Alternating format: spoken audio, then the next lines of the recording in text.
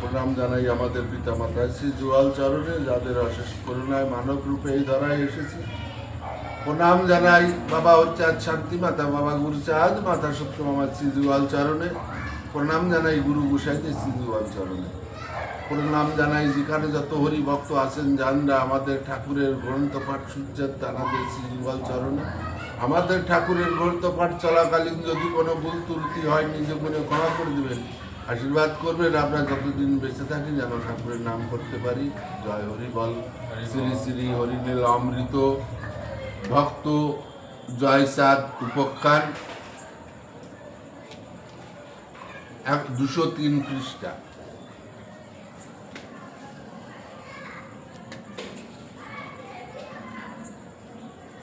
এখানে কি বলছে, আমি যে কি হইয়াছি বুঝা নাহি যায়, হরিচাঁদ রূপ মামো জেগেছে হৃদয়, ঝরে একই রূপ যেন দেখি দেখা যায়, শীঘ্র নিয়ে হরিচাঁদে দেখাও আমায়। ভবানীকে বলছে। তাহলে এখানে তাহা শুনি সে ভবানী করিল স্বীকার, তোমাকে দেখাবো নিয়ে ঠাকুর আমার, দিন করিলেন যাব করল সকালেতে, ভবানী থাকিল জয় চাঁদের বাটিতে, নিশিপু হাইল দহে বাবু উন্মাদেতে, চিন্তা জাগ্র দূর না দে ভাবনা বিছতে, ব্রাহ্ম মুহূর্ত কালে চলে দুই জনে, প্রেমে গদ গদ বাড়ি বহিছে নয়নি, প্রাতে রাধা নগরে বাজারে উদয়, এক হাড়ি মন্ডা ক্রয় করিল তথায়, পূর্বমুখী হয়ে চলে ঠাকুরের বাড়ি, হাতে যষ্টি মস্তকে সন্দেশের হাড়ি। যষ্টি মানে লাঠি, আর বাজার যেয়ে এক হাড়ি সন্দেশ কিনেছে, সেটা মাথায় নিয়ে পূর্বমুখী হয়ে চলছে। কারণ পূর্ব দিকে দেখবে যারা মতুয়া, তারা পূর্ব দিকে তাদের ঘর বাড়ি একটু হেলিয়ে রাখে, মানে তারা পূর্ব দিকের সময় মাথা নত করে, ঠিক আছে? তাই ওই হাড়ি নিয়ে যেহেতু পূর্বমুখী হয়ে চলছে ঠাকুরের বাড়ি পূর্ব দিকে, বাবা বাবা বলে হাই 12.5 বার, মধুমতি নদী দহে হইলেন পার, দীর্ঘ শ্বাস পরিত্যাগ সগনে করিয়া, চলিলেন তারাইল গ্রাম মধ্য দিয়া, খাগড়া বাড়িয়া গ্রাম দক্ষিণ অংশেতে, এক বেটা দস্যু বসে ধানের ভূমিতে।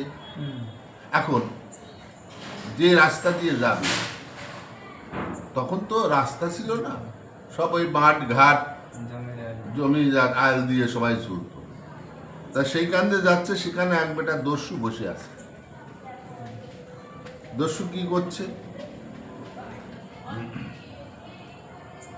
জমি টানিয়া নাড়া আলিবাদিয়া আছে, দুইজনাকে দেখে সে আলিতে বসেছে, সেই দস্যু জিজ্ঞাসিল কোথায় যাইস, মেয়ে লোক সঙ্গে করি কি জন্যে আসিস। কোথায় যাস, এই মেয়ে লোক সঙ্গে করে কোথায় নিয়ে যাস? এখন কথা হচ্ছে আমাদের এই হরিপদটা এমন উদার, এমন উদাসীন, এখানে নামের ভিতর যখন নামে প্লাবন হয়ে যায়, প্রেমে মাতোয়ারা হয়ে কে নারী কে পুরুষ এ কারোর হিতাহিত জ্ঞান থাকে না। কিন্তু অন্য অন্য সমাজের লোক তারা এটা দেখে সমালোচনা করে। তাই তো বলেছে মতুয়া বলি ধরতে গেলে জাত কুলে দে জলাঞ্জলি। তাহলে তুমি যদি মতুয়া হও, তোমার গায়ে বিভিন্ন রকম কলঙ্ক স্পর্শ করবে। এখন তুমি যদি সেই কলঙ্ক স্পর্শ করার ভয়ে এই মত ছেড়ে দাও, এই পথ ছেড়ে দাও, তাহলে তুমি পিছিয়ে যাবে। আর যদি মনে করো যে আমার প্রয়োজন ঠাকুরের কৃপা লাভ করা, আমি ঠাকুরের কৃপা লাভ করে আমার পরপারের রাস্তা পরিষ্কার করব, তাতে এই জগতে কে আমায় বদনাম দিল কি দিল ওতে আমার কিছু যায় আসে। এটা যারা ভেবে এগিয়ে চলে তারা আর পিছন হয় না, আর যারা ওই সমালোচনার ভিতর পড়ে পিছিয়ে আসে তারা তো পিছিয়ে যায়। তাই এই মেয়ে লোক সঙ্গে নিয়ে যাচ্ছে, তাই বোঝাই এই মেয়ে লোক দিয়ে তোরা আসিস কেন, এই মেয়ে লোক সঙ্গে কোথায় নিয়ে যাচ্ছিস?